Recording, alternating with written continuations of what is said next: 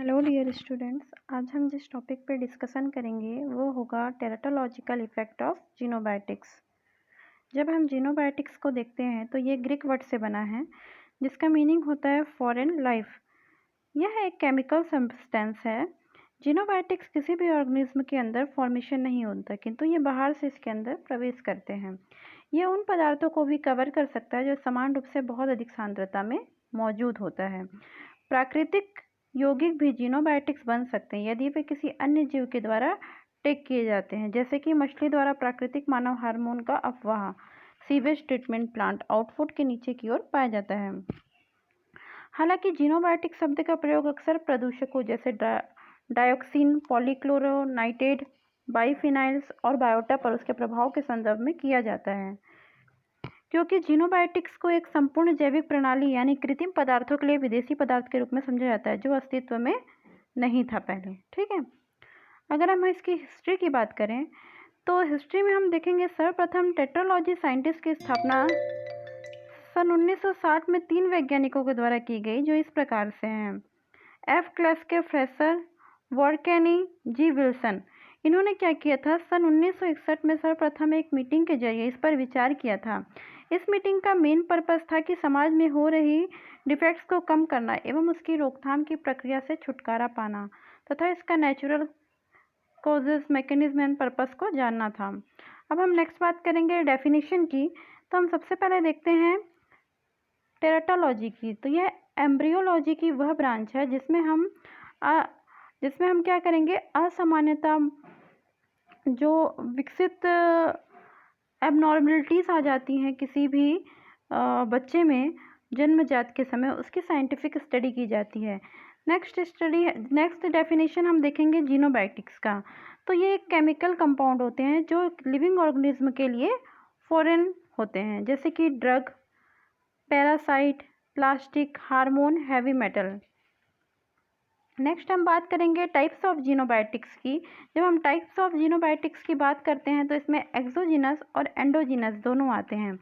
जो एक्सोजीनस होते हैं वो जीनोबायोटिक्स के फॉरेन मॉलिक्यूल हैं जो सामान्य रूप से जीव द्वारा उपयोग नहीं किए जाते हैं या उपयोग किए जाते हैं, लेकिन वे आहार संबंधी खाद्य पदार्थों के माध्यम से प्रवेश करते हैं। यह एक चिकित्सीय कारण के लिए प्रयोग की जाने वाली कुछ दवाओं के रूप में पर्यावरण के माध्यम से सांस लेते हैं, जैसे कि ड्रग, इंसेक्टिसाइड। नेक्स्ट होता है एंडोजीनस। एंडोजीनस जो होते हैं ये जीनोबायोटिक्स हैं जो फॉरेन सब्सटेंस नहीं होते हैं, बट ये एक्सोजीनस से जीनोबायोटिक्स के समान प्रभाव डालते हैं। ये शरीर से सिंथेसिस होते हैं, शरीर में विभिन्न प्रक्रिया के मेटाबॉलिज्म के रूप में उत्पन्न होते हैं। ये होते हैं जैसे bilirubin, bile acid, steroids etcetera. Next हम बात करेंगे इसके टेट्रोलॉजिक्स के फैक्टर के बारे में। तो हम सबसे पहले इसमें देखते हैं हेरिडिटी। हेरिडिटी में हम देखेंगे कि इसमें कोई भी जनरेशन से, जिसमें क्या होता है कि किसी जनरेशन में फिजिकल या मेंटल रूप से करेक्टर जेनेटिकली या एक जनरेशन से अनदर जनरेशन में ट्रांसफ़र हो जाता है। जैसे हम देखेंगे क्लेफ्ट, इसमें क्या होता है कि लिप्स जो होते हैं वो पूर्ण तरीके से, मतलब कि वेल डेवलप्ड नहीं होकर कैसे होते हैं, कटे हुए होते हैं। ठीक है, नेक्स्ट हम देखेंगे इसमें अल्कोहल। तो अल्कोहल जो होता है वो अगर हम एक प्रेग्नेंट मदर में देखेंगे तो चाइल्ड पर वो क्या होता है, नेगेटिव इफेक्ट डालता है। नेक्स्ट हम देखेंगे drug and chemical. Drug and chemical की बात करें तो ये हमारे ह्यूमन बॉडी पर डायरेक्ट एंड इनडायरेक्ट रूप से बॉडी को इफेक्ट करते हैं, जो इन्वायरमेंट से सीधा कनेक्ट कर जाते हैं, जैसे कि इथेनॉल हो गया, रेटिनोइक एसिड हो गया, टेट्रासाइक्लिन हो गया, ऐसे ही स्मोकिंग हो गया, ऐसे। ठीक है, नेक्स्ट हम बात करेंगे आयोनाइजिंग रेडिएशन की। इसके प्रभाव से डायरेक्ट हमारे बॉडी के प्रोलिफरेटिंग सेल्स जो होता है उस पर पड़ता है इसका इफेक्ट, और तुरंत वो सेल्स क्या होती है, डेड हो जाती हैं। एक्सरे का इफेक्ट होता है इसमें, और माइक्रोसेफेली जो नॉर्मल साइज डेवलप में अब नॉर्मल साइज में डेवलप होगा। नेक्स्ट हम बात करेंगे पैथोजेंस की। तो रूबेला वायरस जो कि इफेक्ट करता है, इसके प्रभाव से क्या होता है, माँ के साथ डेवलपमेंटल चाइल्ड पर भी प्रभाव पड़ता है। लाल छोटे छोटे दाने के रूप में बॉडी में नेक रीजन पर जनरली इफेक्ट करता है। इसके प्रभाव से आई कॉन्ट्रैक्ट, ईयर में सुनने की क्षमता का कम होना, हार्ट ब्रेन पर भी प्रभाव पड़ता है। और हम जब 20वें हफ्ते में देखते हैं तो जनरली मदर पर उस समय इफेक्ट करता है ये प्रेगनेंसी के समय। नेक्स्ट हम बात करेंगे हर्पेक्स सिम्प्लेक्स की। इस कंडीशन में जनरली न्यूबॉर्न बेबी में इन्फेक्शन का कारण ये बनता है। ये आंखों पर दाने का निकलना, ब्रेन पर दांत के रूप में मिलता है। नेक्स्ट देखेंगे हम मेंटल डिसीज जैसे कि फाइनोक्लिप्टेनूरिया, जैसे क्रोमोसोम लेवल पर देखा जाता है। नेक्स्ट होता है डायबिटीज़, ये जनरली इफेक्ट होती है जो प्रेगनेंसी के दौरान दिखती है। नेक्स्ट हम देखेंगे इसमें हैवी मेटल। तो हैवी मेटल क्या होता है, जैसे कि मरकरी और लेड। ऑर्गेनिक मरकरी न्यूरोलॉजिकल लक्षण का कारण बनता है और लेड गर्भपात और विकास मंदता का कारण बन सकता है। नेक्स्ट हम देखेंगे types of twins with teratological disorder. तो इसे दो पार्ट में डिवाइड किया गया। इसमें डबल मॉन्स्टर साइनेक्स ट्विंस कंडीशन पाया जाता है।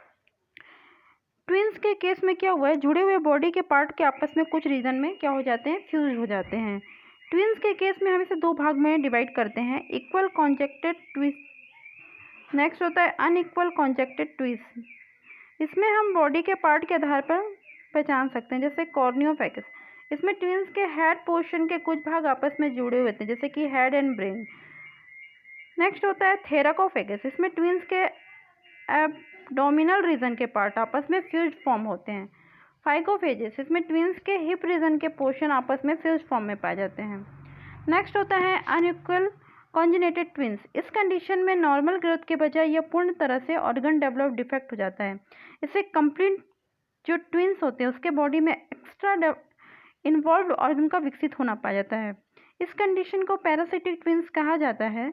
जनरली बॉडी के आउटसाइड में ग्रोथ देखा जाता है, जैसे जो जॉयस होते हैं वो नॉर्मल ग्रोथ के बजाय या मोटी चौड़ी मांस के गोले के आकार रूप ले लेती हैं। थोरेक्स जो होता है इसके बॉडी पार्ट में extra developed head, legs, hand जैसी पोर्शन में वेल डेवलप्ड देखने को मिलता है। इस प्रकार के ट्विंस में क्या होता है, हिप रीजन में लेग्स, हैंड का एक्स्ट्रा सेट वेल डेवलप्ड हो जाता है, जो जनरली इस प्रकार के ट्विंस में देखा जाता है। इस प्रकार से हम टेट्रोलॉजिकल इफेक्ट ऑफ जीनोबायोटिक्स देख चुके हैं। Thank you so much everyone. If you like my video please do like, share and subscribe. Thank you.